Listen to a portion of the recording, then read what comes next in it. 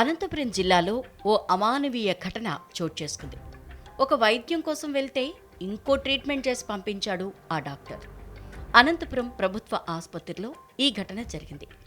ఈ దారుణానికి పాల్పడింది డాక్టర్ రమణ నాయక్. కూడేరు మండలం హంసాయపల్లికి చెందిన రాధమ్మ అనే మహిళ అనారోగ్యంతో అనంతపురం ప్రభుత్వ ఆసుపత్రికి చికిత్స కోసం వచ్చింది. రాధమ్మను పరీక్షించిన వైద్యుడు గర్భసంచిలో సమస్య ఉందని, ప్రభుత్వ ఆసుపత్రిలో సరైన పరికరాలు లేవని, ఆపరేషన్ చేయటం కుదరదని చెప్పాడు. తన ప్రైవేట్ ఆసుపత్రికి వస్తే ఆపరేషన్ చేస్తానని చెప్పాడు. దీంతో ఈ నెల 9వ తేదీన రమణ నాయకుకు చెందిన లావణ్య ఆసుపత్రిలో రాధమ్మకు ఆపరేషన్ చేసి అదే రోజు డిశ్చార్జ్ చేశారు.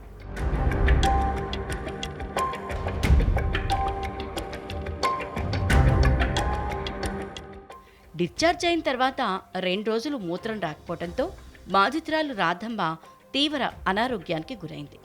దీంతో తిరిగి రమణ నాయక్ ఆసుపత్రికి వచ్చింది. అక్కడ పరీక్షలు చేయగా తప్పు జరిగిందన్న విషయం వైద్యుడికి అర్థమైంది. అయితే ఆ విషయాన్ని దాచిపెట్టి ఆమెను హుటాహుటిన మరో ఆసుపత్రికి తరలించారు. అక్కడ అసలు విషయం బయటపడింది. 2 రోజులుగా మూత్రం రాక కిడ్నీ వాచిందని సదరు ప్రైవేట్ ఆసుపత్రి డాక్టర్లు రాధమ్మకు, ఆమె కుటుంబ సభ్యులకు చెప్పారు.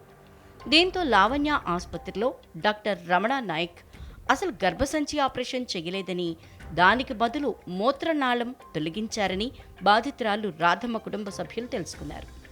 దీంతో ఆగ్రహంతో బాధితురాలి బంధువులు లావణ్య హాస్పిటల్ ఎదుట ఆందోళన చేపట్టారు.